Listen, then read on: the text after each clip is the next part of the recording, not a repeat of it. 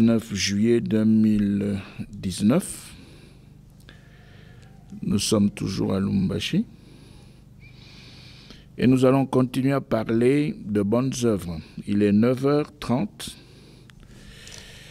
Nous voulons continuer à parler de bonnes œuvres. Pourquoi? Parce que nous avons été créés en Jésus-Christ par Dieu pour les bonnes œuvres, pas pour autre chose. Il est dit dans Éphésiens 2, aujourd'hui nous lisons Éphésiens 2 dans Shuraki, tel que c'est présenté par ces Juifs qui avaient reçu Christ, qui avaient changé de camp. Il présente les choses un peu à sa manière. Alors, mais c'est la même pensée. Présenter les choses à sa manière, ça ne veut pas dire qu'il va tout changer. Présenter les choses à sa manière, ça veut simplement dire présenter les choses comme un vrai juif qui est venu du côté de Christ. Alors là, nous sommes dans Éphésiens 2, le verset 10. Oui, de lui nous sommes l'ouvrage, créé dans le Messie Yeshua, pour des œuvres bonnes qu'Élohim a préparées d'avance pour que nous y marchions. Nous reprenons, nous sommes dans la version Shuraki, nous reprenons Éphésiens 2, le verset 10. Oui, de lui nous sommes l'ouvrage, c'est-à-dire que c'est lui qui nous a créés en Christ. Créés dans le Messie Yeshua pour des œuvres bonnes qu'Élohim a préparées d'avance pour que nous y marchions. Voilà. Ça, c'est la présentation de la même pensée de l'apôtre Paul, mais dans la version Shuraki. Donc, Dieu nous a créés en Christ avec un seul objectif, et cet objectif, c'est simplement la pratique des bonnes œuvres que lui-même Dieu avait préparées dès les temps immémoriaux pour que nous puissions les pratiquer. Alors aujourd'hui, nous voulons voir la manifestation de bonnes œuvres dans la personne de Christ. La manifestation de bonnes œuvres dans la personne de Christ. Alors pourquoi dans la personne de Christ? Eh bien simplement parce que Christ est le modèle des bonnes œuvres par excellence. C'est lui seul qui est devant nous comme un objectif à atteindre, comme un modèle qui oriente. Il se présente comme, pour nous, ce qu'on peut appeler repère. On a les yeux fixés sur lui et on cherche à reproduire ce qu'il a fait sur la terre parce que nous devons l'imiter. Alors, avant de commencer, nous aimerions ici revenir un peu sur les principaux points de la fois passée. Et à partir de là, on va enchaîner. Premièrement, nous avions dit qu'il fallait être sauvé. Le salut en Christ est un salut gratuit. Il faut croire en Christ et placer sa foi dans l'œuvre de la croix. Il n'y a rien à ajouter, il n'y a rien à retrancher, il n'y a rien à faire, seulement croire. Croire en Christ et placer sa foi dans l'œuvre de la croix, on est sauvé. Et c'est un salut éternel que l'on reçoit de la part de Dieu. Et ce salut, on ne peut pas le perdre parce qu'il est sur le plan spirituel. Bien entendu, la fois passée, nous avons parlé du salut de notre corps, mais il y a dans les Écritures plusieurs autres types de salut.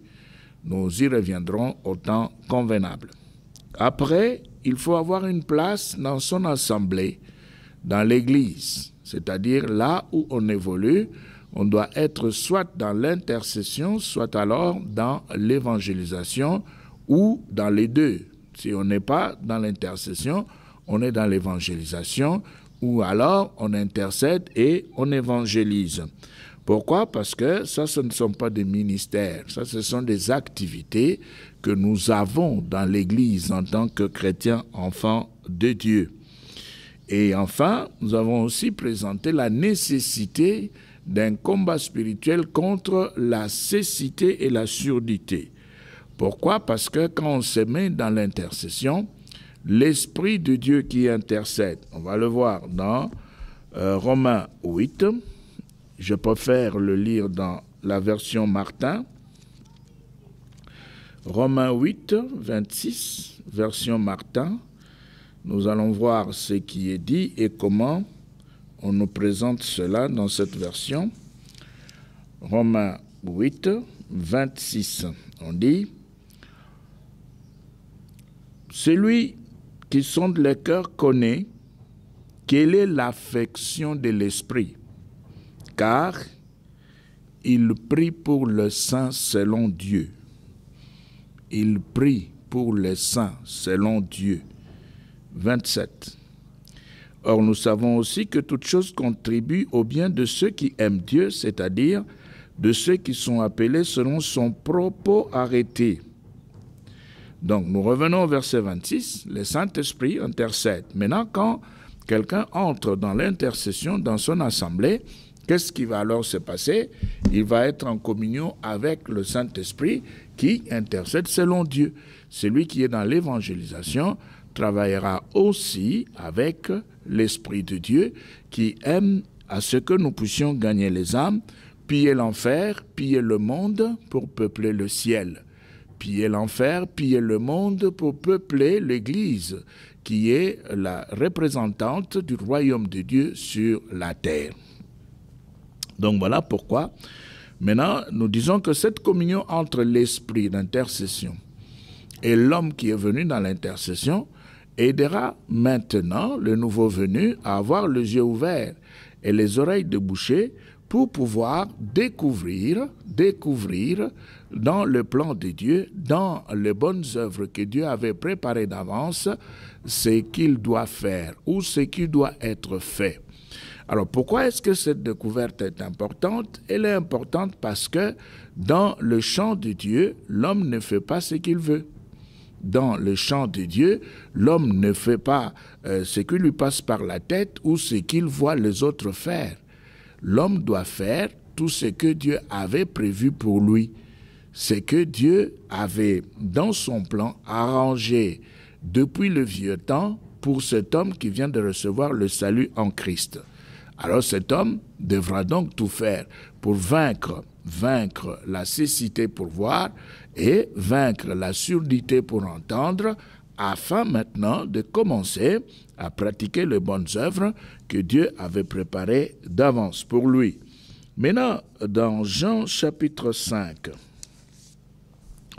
nous allons prendre ce texte dans la Bible en application.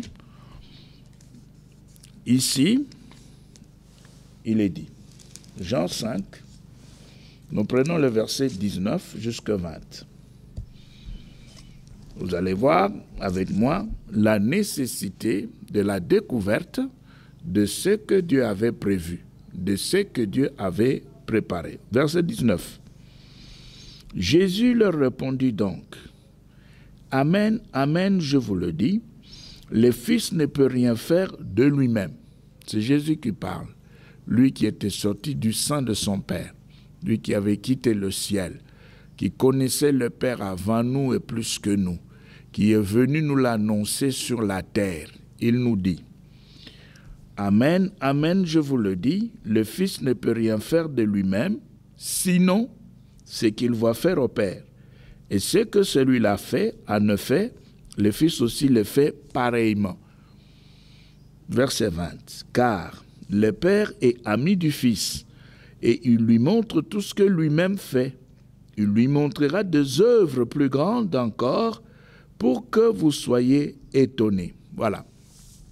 Donc ici, il y a une nécessité à pouvoir voir, entendre et découvrir exactement ce que Dieu avait préparé depuis le vieux temps, avant notre salut, pour que nous puissions commencer à pratiquer cela. Jésus lui-même, sur la terre, n'a pas fait n'importe quoi, il n'a imité personne, il était resté dans le plan de son Père. Et c'est ce qu'il dit là au verset 19, il dit, le Fils ne peut rien faire de lui-même, de lui-même, de lui-même. Alors, ce n'est pas ce que nous voyons aujourd'hui dans les assemblées. C'est très compliqué aujourd'hui. Très compliqué, pourquoi? Parce que, bon, n'importe qui peut se lever pour commencer à faire n'importe quoi. Quelqu'un peut se lever et penser dans sa propre tête de choses à faire ou alors imiter. Il a vu X et Y faire ceci et cela, eh bien, monsieur se lève aussi pour commencer à le faire par imitation. Parce que la religion est à la mode et on peut simplement insister sur la prospérité matérielle et on va facilement regrouper les gens. Oui, vous pouvez regrouper les gens sur la base de la prospérité matérielle, sur la base de versets vulgaires connus, mais ce qui est important pour Dieu, c'est ce qu'il avait préparé d'avance. Et ce qu'un homme fait par imitation, il le fait de lui-même, par lui-même et pour lui-même. Dieu n'est pas concerné, même si dans l'activité, on utilise les versets bibliques, parce que la Bible peut aussi être utilisée même par les féticheurs. La Bible peut même être utilisée par des catcheurs. Nous connaissons dans notre environnement un catcheur qui avait fait manger la Bible à un pasteur. Ça s'est passé ici, dans notre environnement. Plusieurs connaissent cette histoire. Donc, même si dans l'activité qu'on a montée soi-même, on utilise les versets bibliques, ce n'est pas l'utilisation des versets bibliques, ce n'est pas cette utilisation qui peut faire impliquer Dieu dans la chose. Dieu s'implique seulement à cause de la révélation. S'il n'a pas donné de révélation, il n'est pas concerné. Et c'est pourquoi Jésus lui-même le dit. Nous relisons le verset 19, Jean chapitre 5, le verset 19, et nous sommes là dans la version seconde. C'est la version seconde, la Bible en application. Il est dit, la nouvelle Bible seconde avec note d'étude pour tous.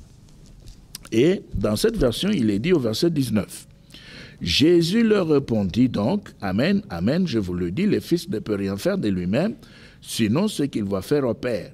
Et ce que celui-là fait, en effet, le Fils aussi le fait pareillement. Donc si Jésus lui-même a pu respecter les principes fondamentaux de la pratique des bonnes œuvres, l'homme sur la terre, qu'il était oui, le Seigneur sauvé, ne peut pas sauter ces principes. Ne peut pas sauter ces principes. Alors, ici, nous préférons d'abord ouvrir une petite parenthèse avant de continuer pour dire ceci.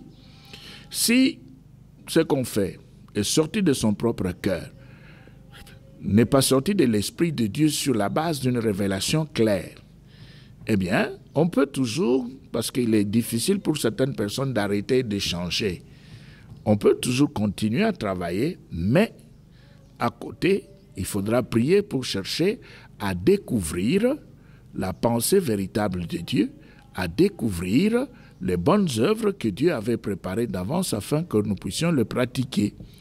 Donc, il faudra maintenant faire les deux. On dirige l'assemblée, on donne un enseignement, on continue le travail, on n'a pas fermé l'église, mais à côté, on est en train de prier pour découvrir, pour voir, pour entendre, pour découvrir les plans de Dieu.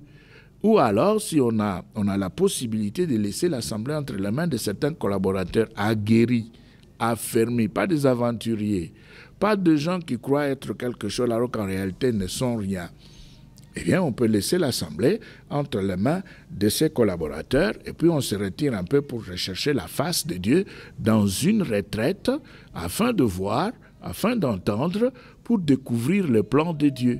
Sinon, on va passer toute la vie terrestre au brouillon, dans une situation d'autostop. C'est-à-dire qu'on n'a pas véritablement découvert ce qu'on devait faire, mais on est en train de faire des choses comme on peut le faire, on est dans les à peu près. Donc c'est pourquoi nous insistons, il faudra alors arrêter, chercher maintenant à voir si on peut découvrir ce qui avait été prévu par Dieu. Alors, maintenant chez Christ, qu'est-ce qui se passe? Les bonnes œuvres dans la personne de Christ et dans la pratique de ministère sur la terre. La première chose que nous allons essayer de voir, c'est Éphésiens 4, Éphésiens chapitre 4, là, on nous donne les différents ministères, les 5 ministères, parce qu'il n'y en a que 5. Le reste ici, ce sont des compléments. Le ministère d'intercession n'existe pas. L'intercession est là pour nous tous, pour tous les serviteurs de Dieu. Il n'y a pas de plus appelés pour la prière et de moins appelés pour la prière. Nous sommes tous des serviteurs, nous devons passer par l'intercession. C'est l'une des raisons pour lesquelles, dans la Bible, on vous dit que le Saint-Esprit intercède. Le Saint-Esprit intercède et Christ aussi intercède. Alors, si l'Esprit intercède et Christ est en train d'intercéder, bon, alors à qui est-ce qu'on a donné le ministère d'intercession? À Christ ou à l'Esprit? Ou à l'homme sur la terre? Non, c'est pour nous tous, c'est toute l'Église. Rappelez-vous de ce qui s'était passé quand Pierre s'était retrouvé en prison. L'Église intercédait. L'Église était en train de faire des prières. Donc le ministère d'intercession, si vous voulez, en termes de ministère, pour que vous ne puissiez pas vous décourager, il faut simplement savoir que le ministère d'intercession, c'est un ministère qui est donné à l'Église tout entière. C'est pour tous les serviteurs de Dieu. Il n'y a pas de particularité. Tout homme de Dieu véritable est un intercesseur. Et ici, avant même de continuer, je préfère vous donner un texte qui pourra vous faire voir que Jésus lui-même était dans l'intercession. Dans Romains, au chapitre 8, nous prenons le verset 32, vous allez voir, nous pouvons même commencer par 31, Romains 8, 31, 32, il est dit, « Que dirons-nous donc à ce sujet? Si Dieu est pour nous, qui sera contre nous? Lui qui n'a pas épargné son propre Fils, mais qui l'a livré pour nous tous, comment ne nous donnera-t-il pas aussi tout avec lui par grâce? » 33. Qui accusera ceux que Dieu a choisis? C'est Dieu qui justifie. Nous sommes là déjà dans le verset 33. 34, il est dit, 34, qui condamnera? C'est Jésus-Christ qui est mort, bien plus il s'est réveillé. Écoutez maintenant, il est à la droite de Dieu et il intercède pour nous. Il est à la droite de Dieu et il intercède pour nous. Donc ici, nous voyons clairement que Jésus est dans l'intercession, le Saint-Esprit dans l'intercession, l'Église dans l'intercession. Donc il y a une obligation commune à pouvoir intercéder. Et personne ne peut s'attribuer le ministère d'intercession. Non. Et même encore, le ministère de délivrance. Le ministère de délivrance, nous pouvons aussi le dire, n'existe pas. N'existe pas. Pourquoi? Le ministère de délivrance n'existe pas parce que le fait de pouvoir chasser les démons, c'est pour tous les chrétiens. C'est donné à tous. Un vrai chrétien sauvé peut chasser les démons. Donc, ce n'est pas un ministère à particulariser pour dire « j'ai le ministère de délivrance ». Non. C'est aussi, disons-le, pour l'Église entière. Et nous pouvons encore le voir dans Marc. Voyons cela dans Marc pour que nos arguments puissent avoir des bases bibliques.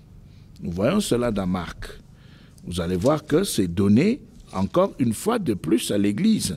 Alors tous ceux-là qui écrivent ministère d'intercession de délivrance ne sont pas suffisamment informés ou alors ils ont décidé d'ignorer la vérité.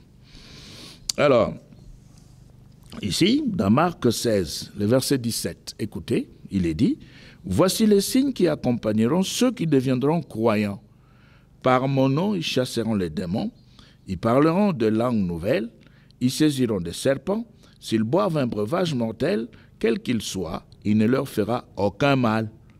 Ils poseront les mains sur les malades et ceux-ci seront guéris. » Donc, c'est donné à tous.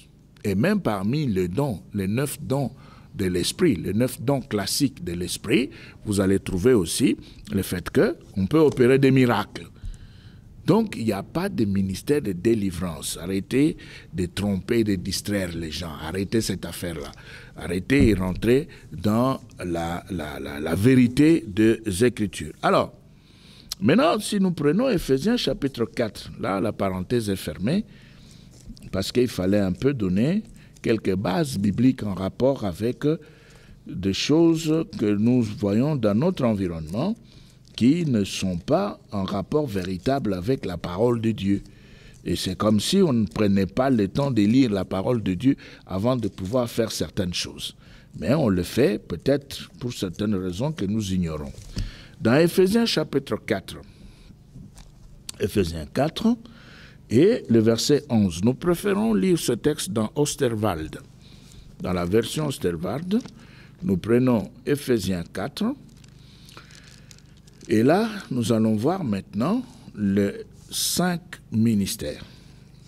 Qu'est-ce qui est dit? Osterwald, vous allez voir pourquoi nous avons préféré lire ça dans cette version.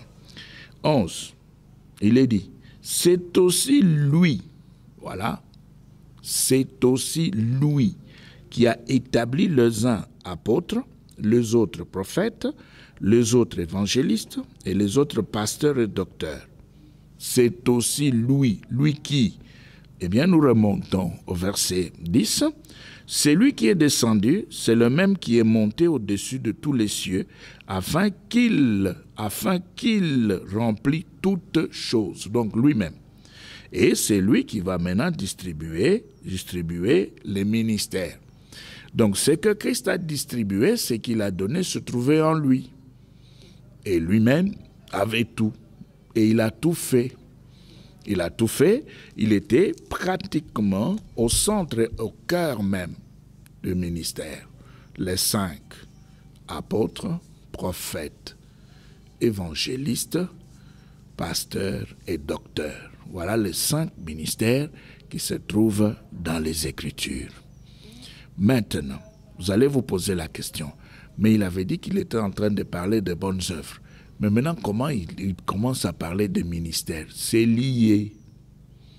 C'est lié. C'est-à-dire, il n'y a pas de bonnes œuvres sans ministère et il n'y a pas de ministère sans bonnes œuvres. C'est lié, c'est rattaché.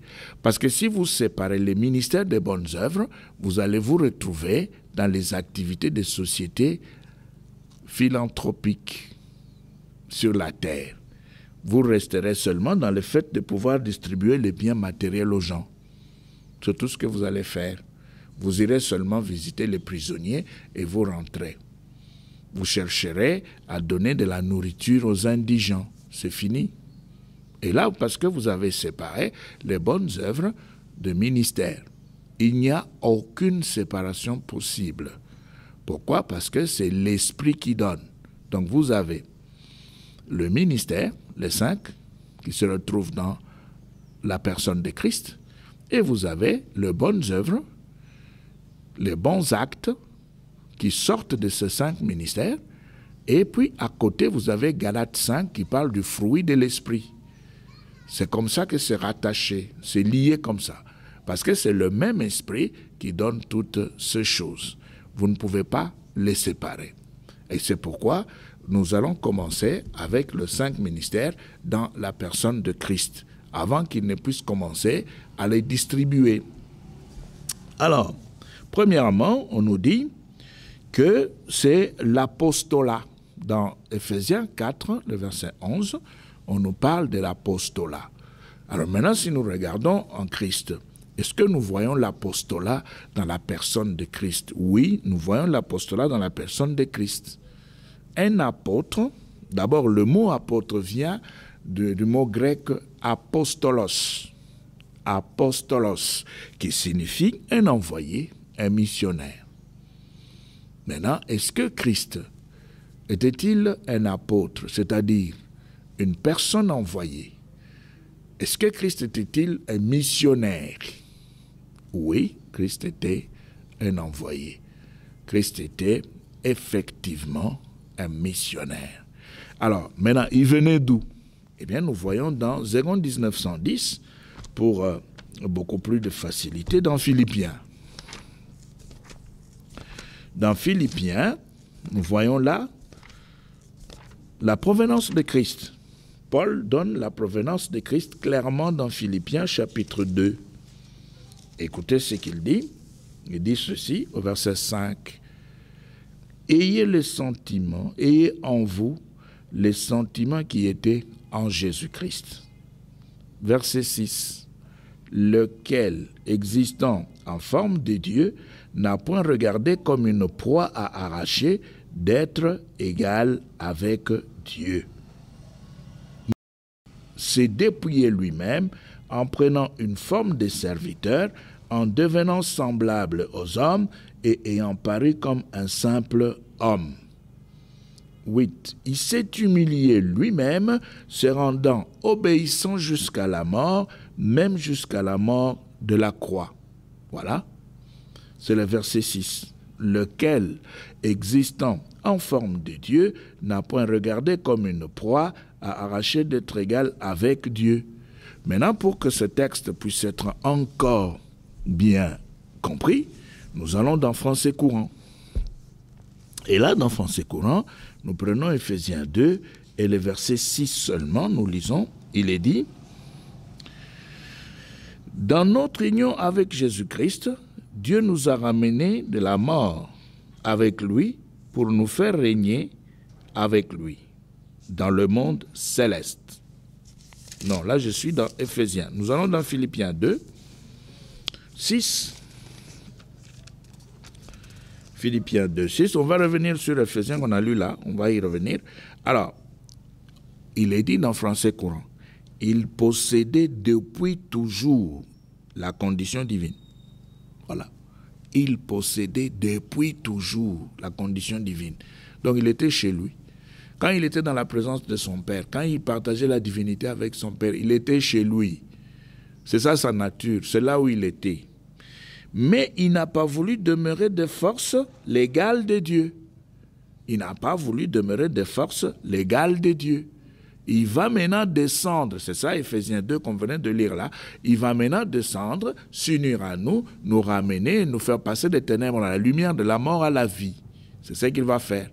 Il quitte la présence de son Père, c'est un envoyé sur la terre. Il sait qu'il a été envoyé par son Père sur la terre.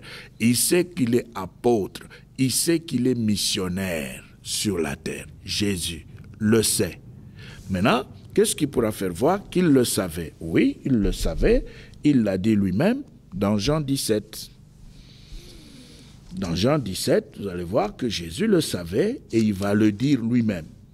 Dans sa prière, qu'est-ce qu'il dit? Jean 17, alors, Jean 17, d'abord le verset 3.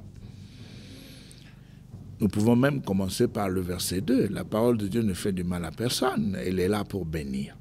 Selon que tu lui as donné pouvoir sur toute chair, afin qu'il accorde la vie éternelle à tous ceux que tu lui as donnés.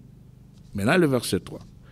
Or, la vie éternelle, c'est qu'ils te connaissent toi, le seul vrai Dieu, et c'est lui que tu as envoyé. Donc Jésus se présente ici comme un envoyé. Or, nous vous avons dit que le mot apôtre vient du mot grec apostolos, qui signifie un envoyé, qui signifie un missionnaire. Mais maintenant ici, Jésus en priant, il dit lui-même que celui que tu as envoyé, Jésus-Christ, lui-même Jésus, il parle de sa personne comme étant un envoyé de la part du Père. Au verset 8, toujours dans Jean 17. Jean 17, nous avons lu le verset 3. Maintenant, nous lisons le verset 8. « Car je leur ai donné les paroles que tu m'as données, et ils les ont reçues.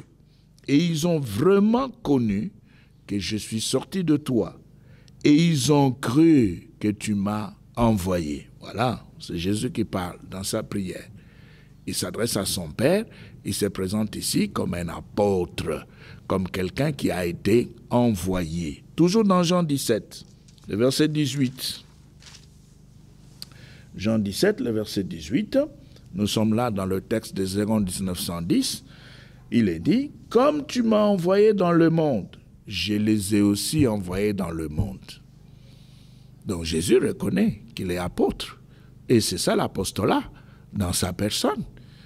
Avant la manifestation de bonnes œuvres, il reconnaît le fait qu'il a reçu ce ministère-là et il est dit à son Père dans la prière.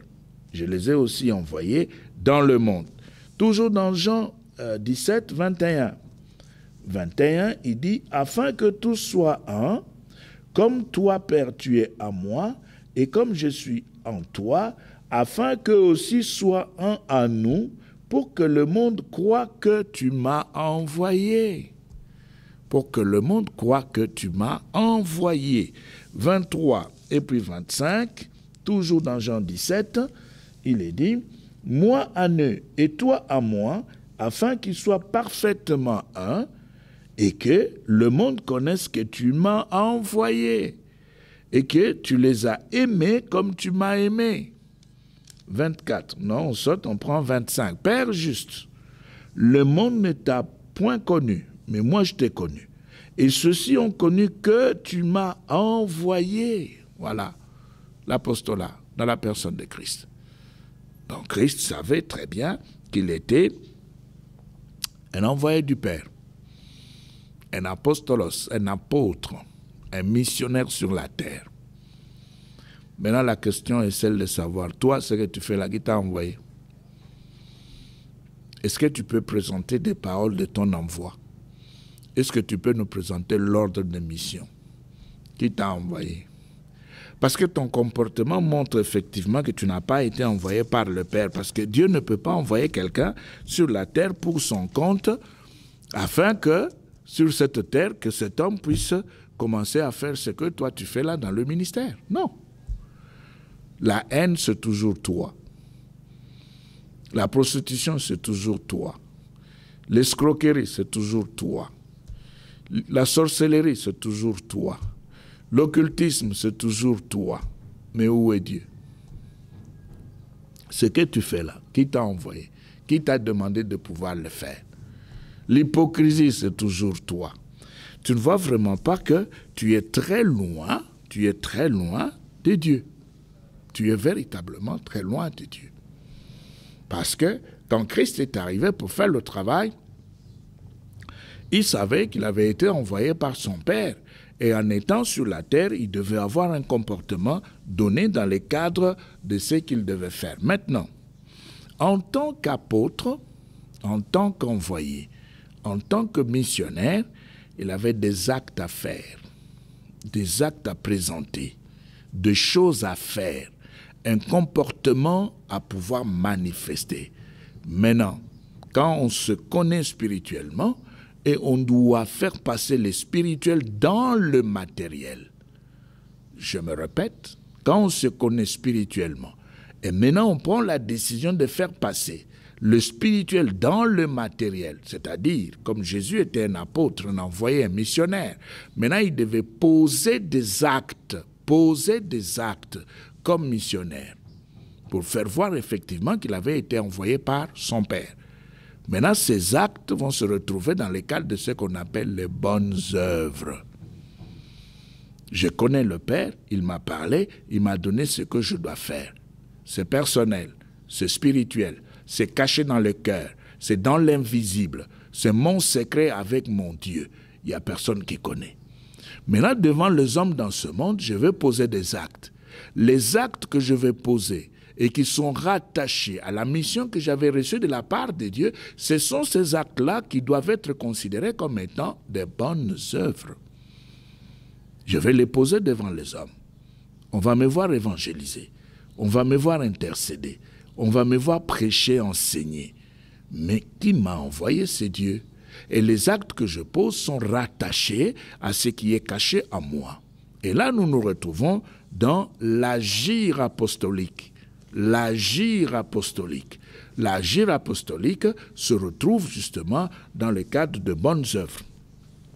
Maintenant, si nous prenons Christ, par rapport à l'agir apostolique, il a posé des actes pour faire voir effectivement que c'était un apôtre. Il a été envoyé et il s'est promené et il a montré effectivement à ses apôtres, à ses disciples qui étaient avec lui jour et nuit, qu'il avait été envoyé par le ciel, par le Père, et il s'était dépouillé lui-même. Et les disciples qui étaient avec lui l'ont vu à l'œuvre comme véritablement un envoyé de Dieu.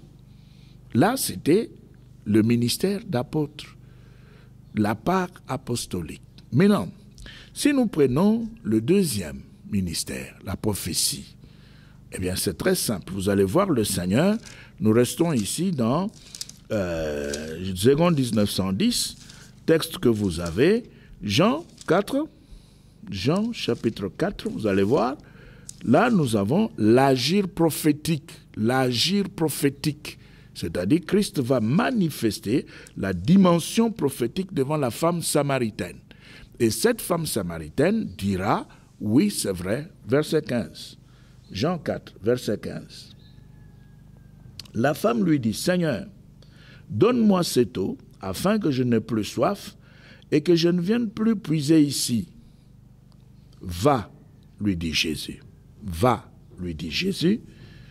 Appelle ton mari et viens ici. 17. La femme répondit, je n'ai point de mari.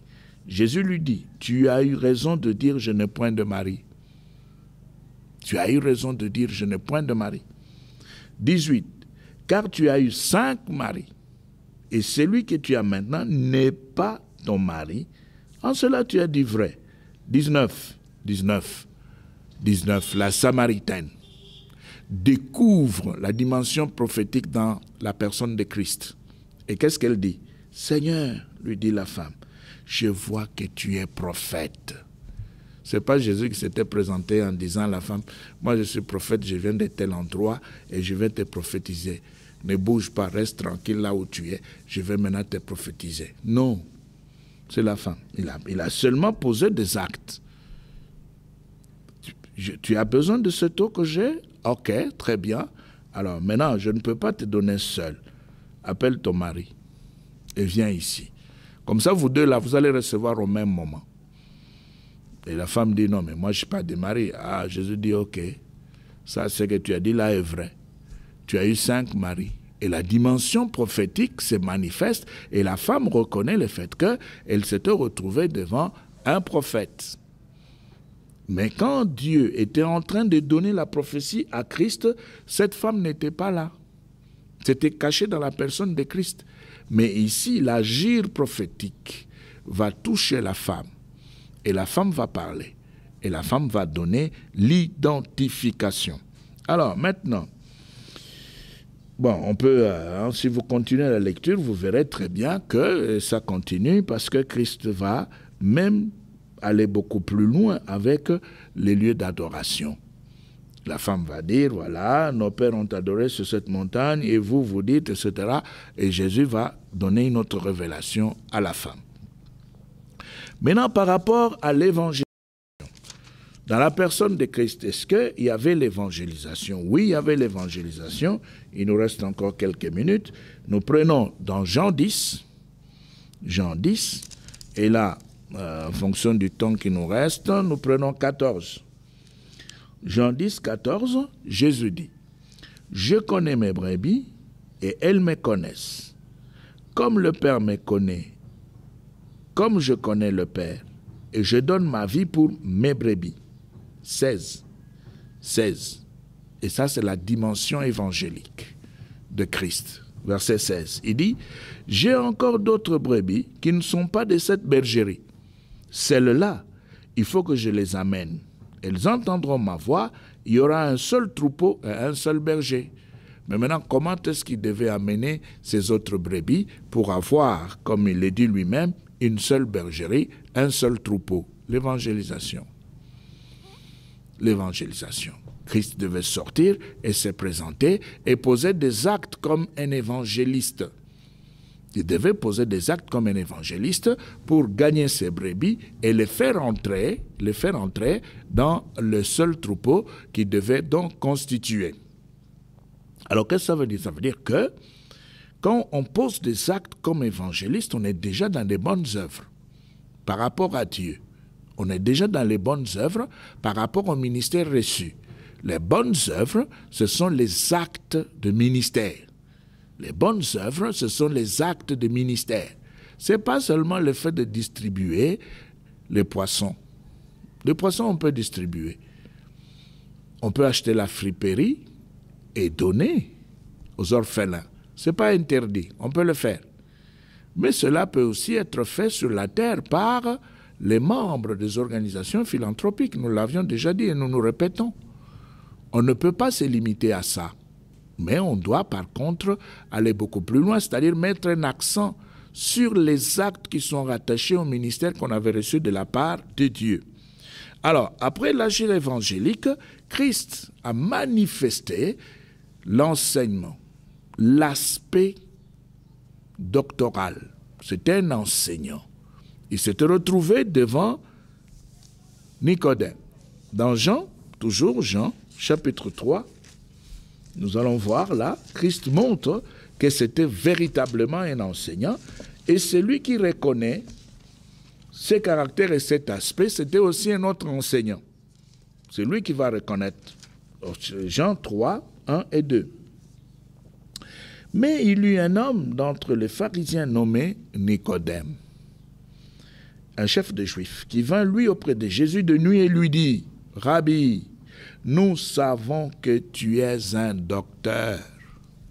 Nous savons que tu es un docteur. » Voici l'enseignement qui apparaît, l'aspect d'enseignement, d'enseignant dans la personne de Christ. Mais qu'est-ce qui avait poussé maintenant Nicodème à pouvoir reconnaître cela avec ses autres collègues? L'agir doctoral. Christ a posé des actes. Il a manifesté, il a montré qu'il était un enseignant de la parole de Dieu. Et c'est pourquoi ici, Nicodème reconnaît cet aspect-là. Maintenant, il reste l'aspect pastoral. Pastoral, Pierre le dit. Pierre le dit dans 1 Pierre 2, 25. Pierre le dit. Qu'est-ce qu'il dit? Quand il regarde Christ, il va révéler le fait que Christ était un pasteur, tout fait. 1 Pierre 2, nous connaissons Pierre, il était toujours avec le Seigneur, il était parmi les apôtres, il a vécu avec lui, il les connaissait très bien. Maintenant, qu'est-ce qu'il nous dit dans 1 Pierre 2, 25? Il dit, « Car vous étiez comme des brebis errantes, mais maintenant vous êtes retournés vers les pasteurs et les gardiens de vos âmes. » Donc Pierre, qui a vécu avec le Seigneur, a vu le Seigneur poser des actes comme un pasteur. Voilà ce que nous appelons bonnes œuvres, rattachées au ministère. Même si plus loin, l'esprit qui se trouve dans la personne devra maintenant manifester le fruit dans Galates 5, 22. L'esprit va manifester ce fruit. Mais le fruit de l'esprit seront manifestés dans les actes ministériels. Pas comme appartenant à des associations philanthropiques, non. C'est dans les actes ministériels. Quand je pose mes actes comme enseignant, c'est là-dedans que je devrais maintenant, au finish, présenter le fruit. Laisser l'esprit présenter le fruit. Galates 5, 22. Paul dit, « Mais le fruit de l'esprit, c'est l'amour, la joie, la paix, la patience, la bonté, la bénignité, la fidélité, la douceur, la tempérance. » Dans le ministère. C'est-à-dire, dans ce que je suis en train de faire, dans les actes que je pose en rapport avec mon ministère, eh bien, l'amour devra se faire voir. La joie, c'est toujours attaché au ministère. On ne peut pas les séparer. Si vous les séparez, alors vous allez passer à côté de la plaque. Vous serez perdu. Vous allez vous retrouver dans ce que nous voyons sur la terre avec des associations philanthropiques, les Lance-Club, Rotary, etc. Vous ne pouvez pas seulement chercher à manifester l'amour sans acte ministériel, non. Parce que même le don de l'esprit, l'esprit manifeste le don dans le cadre de l'exercice du ministère. C'est quand on fait le ministère que l'esprit vient avec le don et le manifeste. Ce n'est pas en dehors, ce n'est pas isolé, ce n'est pas séparé. Si vous séparez, vous passez à côté de la plaque. Alors ici, le fruit de l'esprit au singulier, un seul fruit qui vient dans le cadre de la manifestation de ce qu'on doit faire pour le Christ. Alors pour arrêter aujourd'hui, Maintenant, vous allez comprendre ce verset dans 1 Jean.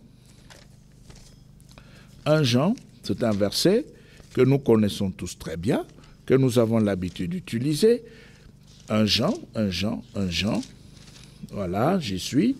Chapitre 4 et le verset 17. Il dit, tel il est, tel nous sommes aussi dans ce monde. Tel il est, tel nous sommes aussi dans ce monde. C'est en cela que l'amour est parfait en nous, afin que nous ayons de l'assurance au jour du jugement. Tel il est, tel nous sommes aussi dans ce monde. C'est en cela que l'amour est parfait en nous, afin que nous ayons de l'assurance au jour du jugement. Que Dieu vous bénisse.